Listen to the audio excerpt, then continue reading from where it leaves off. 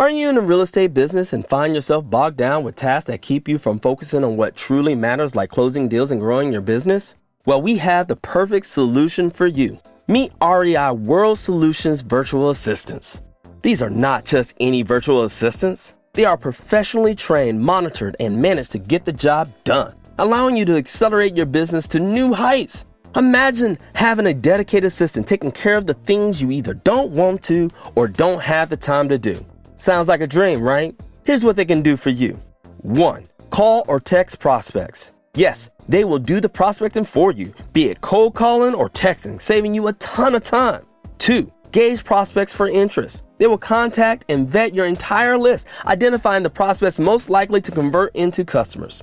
3. Provide detailed lead information for follow-up. Once they pinpoint likely customers, you get notified in real time, allowing you to follow up immediately and close more deals. That's not all. These virtual assistants are real estate specialists with experience spanning real estate investors, property management companies, brokers, agents, and service providers. They are driven by core values of integrity, preparedness, stellar customer service, and a dedication to growth and learning daily. So why wait? Let the REI World Solutions Virtual Assistants be the backbone of your business, helping you scale and grow with meticulous attention to detail. Remember, with REI World Solutions Virtual Assistants, you're not just hiring help. You're building a culture rooted in mission and goal setting, a culture that stands tall on professionalism and a strong focus on customer service. REI World Solutions Virtual Assistants, your partner in achieving your business needs and goals. To get started with REI World Solutions Virtual Assistants today, visit moneyisfunnyshow.com/VA. That's moneyisfunnyshow.com/VA. It's time to take the leap towards a more prosperous business. REI World Solutions Virtual Assistants. Are you a real estate investor looking for that perfect financial partner to fuel your property ventures? Or perhaps you're a lender eager to dive into a lucrative investment opportunity? Well, I have some exciting news for you. Introducing the United States Real Estate Investor Lending Program, the dynamic platform that bridges the gap between real estate investors and a network of private and hard money lenders, creating a win-win for everyone involved. Here's what you can look forward to. For investors, 1. Capital fuel. Get essential funding you need to make your property ventures a roaring success. 2. Financial partnership. Forge vital business relationships and step up your financial freedom game. For lenders, 1. Diversified investment portfolio. Lending to real estate investors not only diversifies your investment portfolio, but also potentially increases your overall returns while reducing risk. 2. Attractive returns. Enjoy higher interest rates compared to traditional lending options, giving you the potential for significant returns on your investment. 3. Access to qualified borrowers. Save time and effort in finding and vetting real estate investors. The platform connects you with a network of dedicated and experienced investors, increasing the likelihood of successful ventures. So, whether you're looking to request a deal funding or offer funding solutions as a lending partner, the United States Real Estate Investor Lending Program is your gateway to the world of opportunity and rewards delivered right to your email inbox. Ready to embark on a more prosperous real estate investing journey? Get started now. Visit moneyisfunnyshow.com/lending. That is moneyisfunnyshow.com/lending. Take your first step to a bigger bottom line with United States Real Estate Investor Lending. That is United States Real Estate Investor Lending.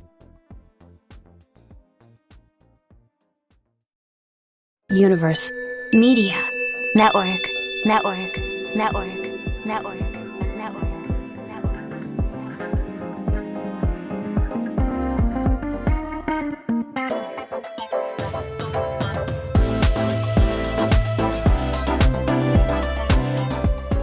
Yo, welcome to Money is Funny, where we have a relaxed but an important conversation about money and life and how we can make the best decision of both.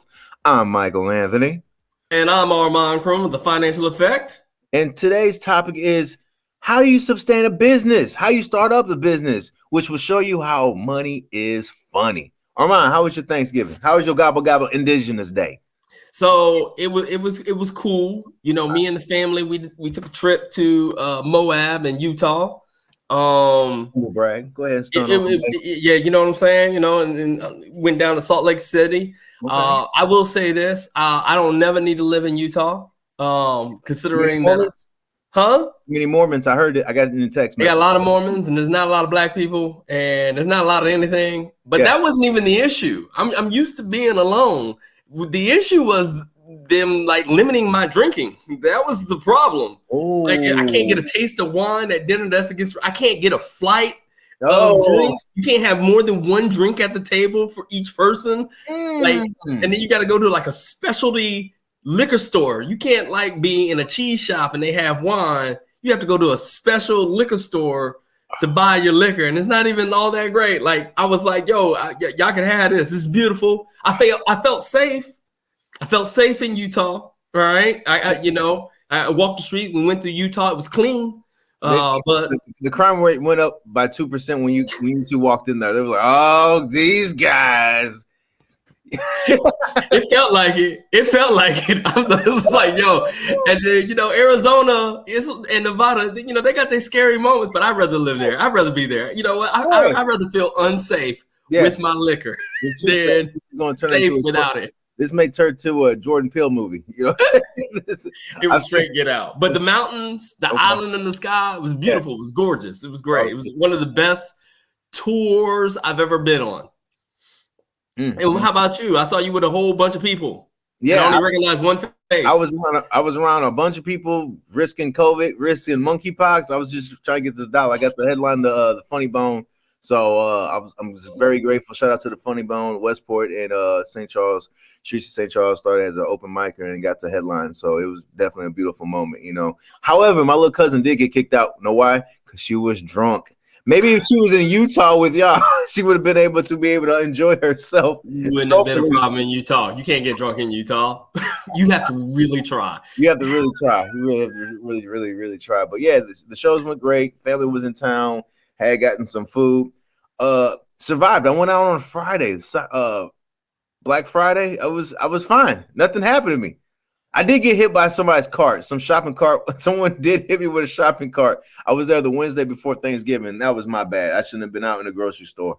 I was looking for soda, and this woman hit me, and I was going to say, "Do you really want to do this right now? Do you really want to?"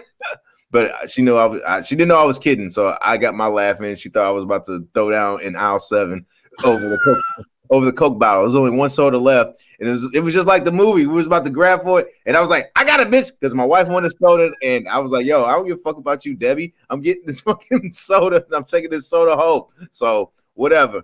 That was one of my moments. So me and my wife, we both had worked at retail. We do not go out on Black Friday. If we can prevent it, we do not go out on Black Friday because it's a hazard and it's the worst. It's terrible. It's terrible. People out there. That's people-y. No, thank you. Because the corporation had put in so much of the emphasis on making business money off of that day. Cyber Monday, which is today, and they got all these extra things that's going on, like Hallmark, all these corporations just doing these fake holidays, these fake days, so they can make people spend money on Valentine's Day, birthdays, Christmases, all these things. We're in the Bermuda Triangle is what I call it right now. We're in Thanksgiving, Christmas, and New Year's Eve, where everybody's trying to make everyone consume. Whereas in I'm sure our guest is not a piece of shit. They buy gifts for their families all year around, so we don't have to be specifically on one certain day because the world Hallmark tells me, say, hey, you need to go ahead and buy these days. You need to buy these gifts in. So I don't buy into the propaganda. Tinfoil hat. The lizard, man. I've been rubbing off on you, son. Oh man. Speaking of corporations and businesses, please give our guest a great. I can't wait to talk to our guest. He seems really cool. I like his hairstyle. He got a hairstyle like me. You know what I'm saying? He looks professional in the front and party in the back. I like it. I can't wait to talk to him about his hairstyle and his business practices. Acumen. All right. Well, we got Mr. Allan Draper, he is a serial entrepreneur, investor, business growth expert, attorney, and host of 2 successful podcasts, the Business Growth Pod and Bug Bucks Podcast. He specializes in scaling businesses and helping entrepreneurs transform an idea into thriving businesses.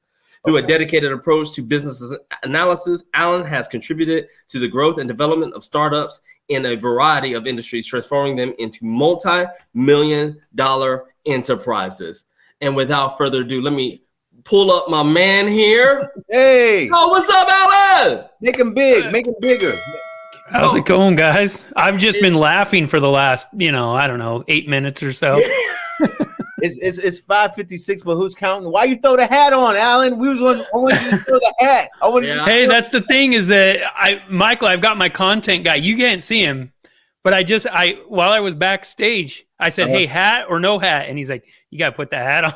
Oh, man. All right, Armond, can we switch it up so we can put him in the big screen and we can be on the side like normal, or? Boom. There we go. There we go. Yeah, there we go. Allan, what's going on, bro? Not a whole lot, but a whole lot, if that makes sense. Absolutely. Just this is the Monday after Thanksgiving. You guys were chatting about that a little bit before, and so just getting back into the grind after the long weekend. And I love what I do for work. I don't consider it work. So I'm just excited to be here. Excited to talk about business. That's my thing. So, well, when you love your work and you don't consider it work, that means that you have found your passion. You have found something that you're also good at and that you also love to do. Can you speak to how did you come about that in your life? Yeah, I kind of fell into it. So I went to law school and I practiced law in Phoenix for a few years, and I did that before I started my first business. I think I always wanted to be an entrepreneur, but I didn't know what that entailed. I didn't know what it felt like. I didn't know what it required. And then after I started my first business, I'm like, okay, I'm actually, I got the hang of this a little bit. And I really like it. And then I got to the point where, I don't necessarily have to work for financial reasons anymore. And I'm very blessed. You hear that stunt? All right. I don't have to work for financial reasons no more. Nice flex. I appreciate that flex. That was a good flex. So what that did is it made me really good at my job. Good. Because now I'm doing it just because I love it. And so every morning, like I wake up, and regardless of what the day prior held, the issues, the travesties with what's going on with the recession right now and all these things, I'm just, it changes things when you don't have to do it. Changes it, right? Yep. No matter what you do for work, if you do it because you want to do it, you just get really, really good at it. And I feel that's, happening for me. And, I just love what I do, man. So it's interesting. You said two things is interesting. Number one, I totally feel you as a financial advisor. When I stopped needing to have clients or getting new clients, exactly, you get to this place where you're like, stay, go, it doesn't matter. Exactly. And you get really good, and people start trusting you because you don't have, we used to call it insurance breath. Like they can smell it on you. You need this deal. And when you are in this place where you don't really need the deal, or you don't need hey, I'm here to help you, and I'm really just here to help you, people feel it. And it really just makes it enjoyable. Well, it's interesting because you come when you're like, hey, if this isn't win-win, you got to go your own way. That's no skin off my back, like no problem there. You become much more attractive. People are like, wait, no. Like now I really want to do business with you because, they just feel that pull when you don't show that desperation, when you show that you have options, they want to rub shoulders with you. Very powerful effect. And it's something that just kind of happens, right? You didn't know it until it happened to you. And then all of a sudden you're like, oh, wait, more people want to work with me because I don't really need that's interesting. The other thing in your bio, you've, showed people how to become multi-million-dollar companies, right? Mm-hmm. And you've gotten really good at it. Do you find it frustrating when people don't listen to you? And that's a great question, because that is 90% of the people that I talk to. Like they come to me, they're willing to pay me a lot of money, and then they don't take my advice. And I used to get frustrated with it, but I got to the point where I can't care about their business more than they do. And so if they're not willing to do what I recommend, and maybe it's not the right cultural fit, or maybe it's not the correct trajectory. Maybe someone's like, I really want to scale my company, until they start scaling their company or they start doing what it takes. And they're like, you know what? I don't want to scale my company anymore. And that's a personal choice for them. So I no longer take it personally when they don't listen.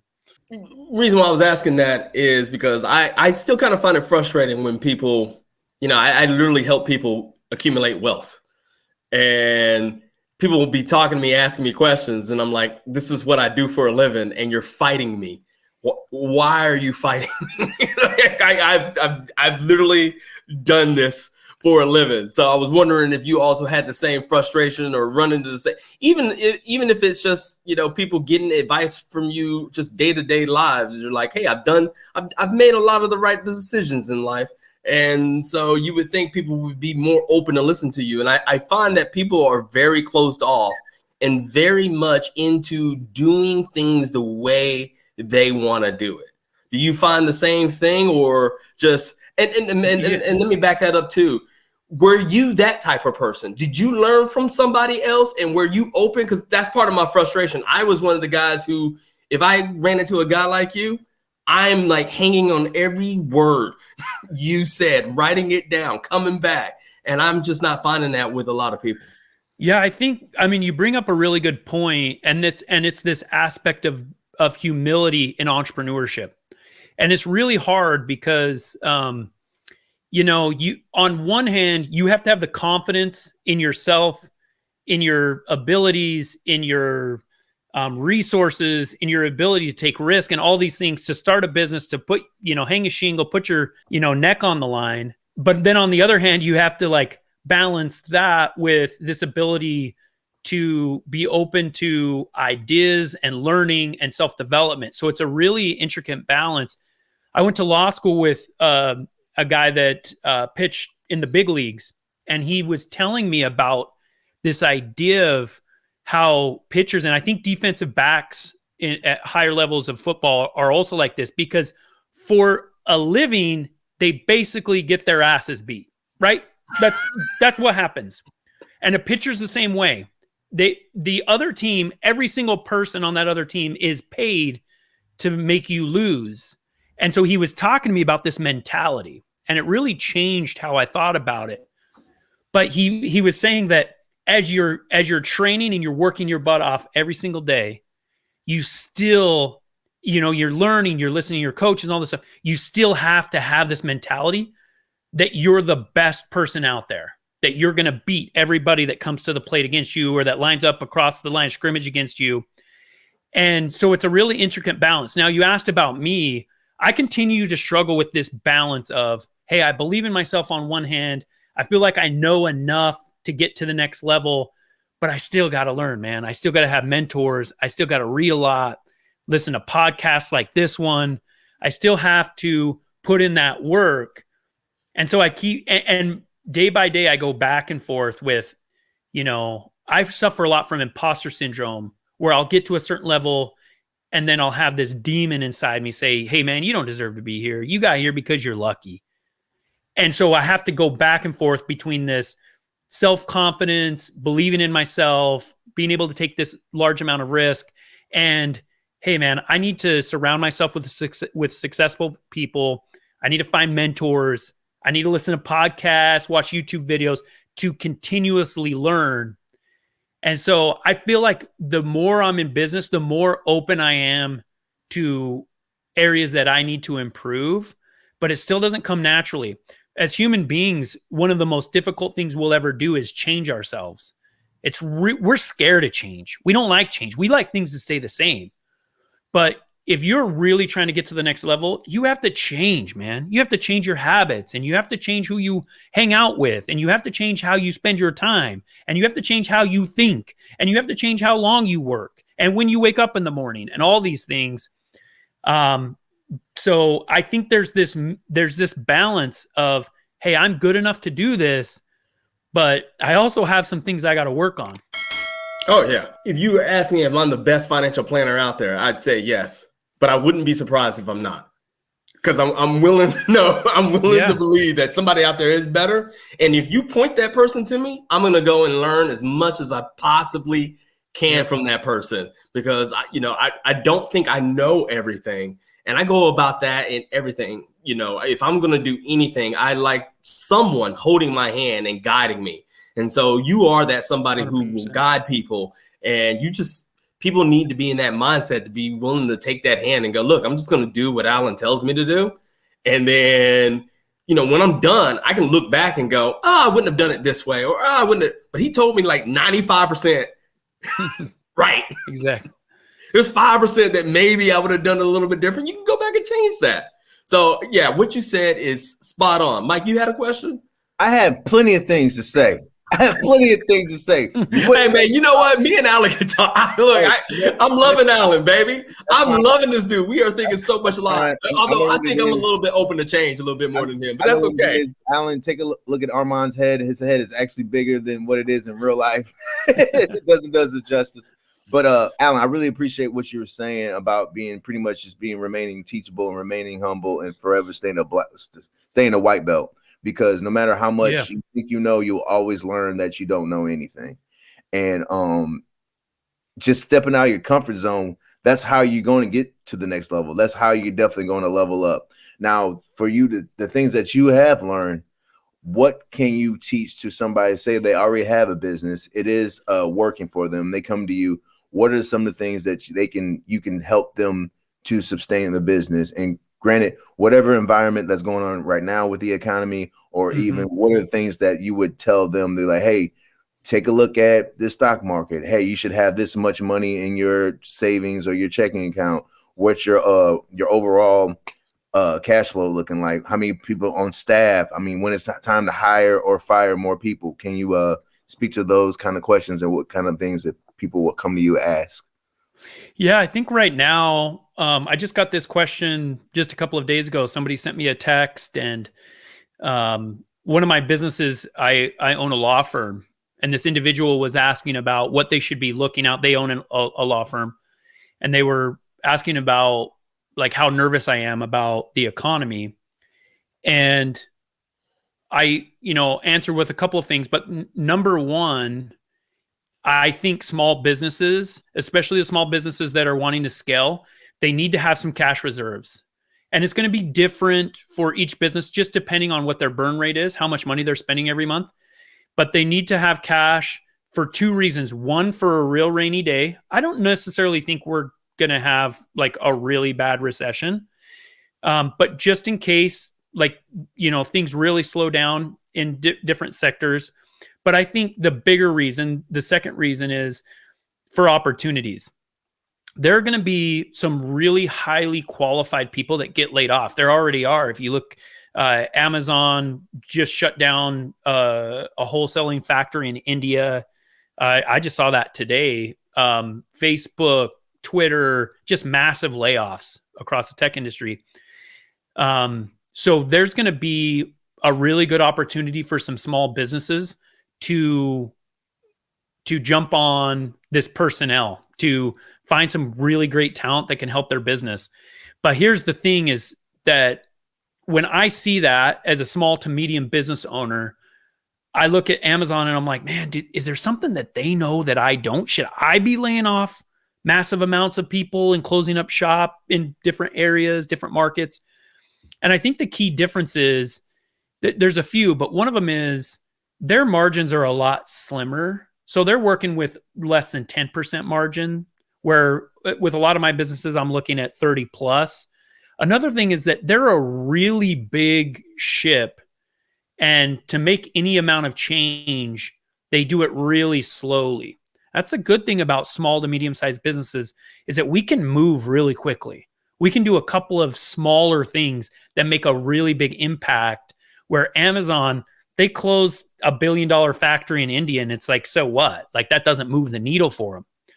So I guess the second part is be on the lookout for opportunity, because it's really natural for us to get nervous, to kind of, okay, I'm not going to spend money. And I know this because I did this when the murmurings of COVID started to happen in early 2020. And I remember that when you said that, just pretty much follow the climate right now. Cause I mean, we saw plenty of little businesses pop up during COVID with streaming services, transportation.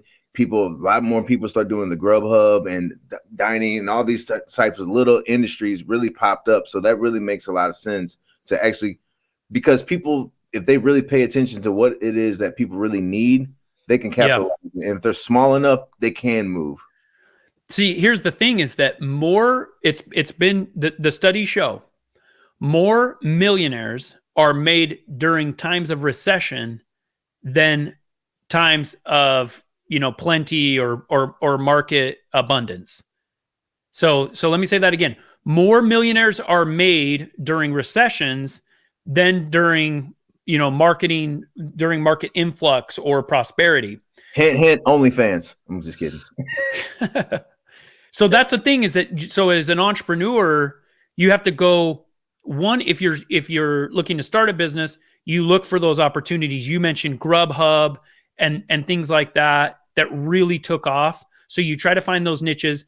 If you're already in business, you don't throw everything away that is working for you, but you pivot just a little bit, right? You make small changes that could end up meaning a lot for your business. But the last thing that you want to do is, go find shelter, because for small to medium-sized businesses, you can really crush it over the next year or so. There's going to be a lot of opportunity. There's going to be businesses closing up shop, so their customers are going to be available. There's going to be personnel looking for jobs, really highly talented individuals. There's going to be a lot of opportunity, right? Warren Buffett always says, be fearful when others are greedy and be greedy when others are fearful. Well, others are fearful right now. So what does that mean for us that we're trying to, build our net worth? We're trying to build businesses. We need to be greedy right now. Absolutely. It's the same thing with Peter Lynch and the cocktail theory. If he went to a cocktail party and everybody was talking to him, it was time to get out of the market. And if he went to a cocktail party and nobody was talking to him, it's time to get in. And so if people are fearful or nervous, or if you're a mortgage broker or a real estate agent and you go into the real estate class and there's like 1 or 2 students in there, it's the perfect time to become a realtor. If you go in there and class is jam-packed, probably not the best time, because you are going up against a whole lot of people. Absolutely. How do you coach people on when to hire people? I know in the financial industry, you get in, you start making a little bit of money, right? And you're trying to grow. And you and I both know you can't really progress until you start hiring somebody to help you do the scheduling and things of that nature. But do you have any advice of what should somebody look for, profit margin or whatever the case may be? Because the other thing is, obviously, is you have a family to support, a household to support, and people are trying to balance that. So can you speak on that as the final question as we come close to our time, sir? Yeah, I think it really depends on the positions that you're hiring for. So for example, I have a company and we have a couple hundred sales reps that are 100% commission. So they make really high commissions, but the risk for me is really low, because if they don't sell anything, they don't make any money. So those types of positions, it's a lot easier to hire for when you're not so sure about whether they're going to make financial sense for your company. But more administrative, more salary or hourly type positions, I think it really comes down to, as an entrepreneur, what's your baseline, right? Let's talk about your priorities. If you have your needs met financially, then every other dollar that you make, you can put into scaling your company. For example, when I started my first business, I was paying myself, I think it was $24,000 a year. I was living off of savings, and everything that I made above that the business made above that, we pumped back into the company. And within 1 year, we had done like over $2 million in revenue. And the reason why is because we took that risk. So I think once you get beyond this idea that, okay, we're going to hire people, but it has to be consistent with our priorities, with where we are personally. You mentioned that you have to, provide for your family. That's 100% accurate. But do I need to drive a luxury vehicle, or could I get by in, a base model Honda? So you really have to put your priorities in order. But in terms of cash flow, that's a really great question. I think it just depends, man. It depends on, because you don't want to put yourself in a position where things are getting too thin. But there, Barbara Cochran, she's one of the sharks on Shark Tank. And she told a story about when she was getting into real estate, and she was a broker in New York years and years ago. And she said that she would buy an office bigger than she needed, and she would fill it with desks that she didn't have people to sit at. And she noticed that when she did that the people would come. So she had this mentality of scale first, which to me shows me that she has very high risk tolerance. Not everybody's built like that. So first of all, let's find out our priorities. Second of all, let's find out what our risk tolerance is. And then we go from there. So if your risk tolerance is, hey, I would rather feel really secure about this. I want to make the financials all make sense before I hire somebody. Then we get to step 3, and then we analyze it. But there's a lot of people that don't get there. They're like, hey, I ran into this person that got laid off, very talented person, could really help me scale my company. I'm going to hire him or her, even though I don't know how I'm going to pay him right now. And I've operated a lot like that in the past. I've taken on a lot of risk, but it's paid off. So once somebody finds out, number 1, what's our priorities? Number 2, what's my risk tolerance? Then we can get to number 3, and we can talk about the financials and see if it works with where you are cash flow. And if you can tie that new person or group of people to some type of sales, top line revenue, gross sales, then that decreases your risk, because then you're like, okay, well, they're going to bring in more business, like the sales reps that I was talking about before. And that makes a little more sense. Yeah. I've heard that in the past where, like, when I first got in, they're like, you need to hire an admin person. And I'm like, apparently my risk level is low, because I was just like, I'm not making enough money to do that. And my pay is too inconsistent. And so I babied it up. So I would actually give that story, Barbara, that almost made my skin crawl. Like, oh God, no, I can't do that. No, can I get like one rib, one office, just one? Allan, we really appreciate you coming through and sprinkling us with all this game. You're definitely one of those guests that we wish we can talk to for an hour, because I feel like we wouldn't able to get to even to the tip of the iceberg of all the knowledge that you definitely have to help our listeners go ahead and continue with their businesses and thrive even more. Allan, if they have any more questions, how can they get a hold of you? Yeah, so my website, allandraper.com. I'm active on all the socials, especially Instagram. And then I have 2 podcasts that were mentioned, the Business Growth Pod. But I'm pretty easy guy to find on my website. There's a Calendly link where you can schedule 15 minutes to chat with me and just tell me about your business. I'm an angel investor, and so I'm always looking for businesses that need startup capital. And that I can help coach along the way as well. So, but I'm pretty easy to find. By the way, anytime you guys want to chat, I mean, you have my number, you guys want to have me back, happy to come back. You guys are awesome. I appreciate you guys doing this, out there hustling, because it feels early when you're hustling sometimes. And with my own podcast, I don't monetize it. I use my podcast to find investments. And so sometimes it feels like the wheels are spinning, but you're not moving. But people are out there watching you guys. They appreciate what you're doing, look up to you, even though you may not hear back from them or notice it. So I appreciate you guys. Thank you. Appreciate you too. Not only he's a financial guy, but he's also a lawyer. And Liar Liar is my favorite Jim Carrey movie. Love Jim Carrey. He manifested. He sat with Oprah. He wrote himself a blank check for millions of dollars. And guess where he's at right now? Who knows? Because it came true for him. Exactly. Guys, if you liked our show and you'd like to hear more about financial stuff, tune in next week. We'll be talking more stuff about financial things. You can find me at The Real Mike Jones. And Armond, where can they find you, Playboy? Man, they can find me at Croom Financial or The Financial Effect. Always shoot me an email. Let me know. Thanks for listening to Money is Funny. Take care and be easy. Be good.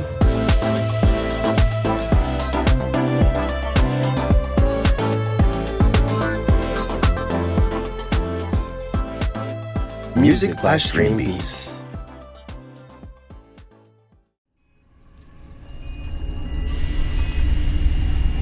Universe Media Mastering. Your audio more listenable.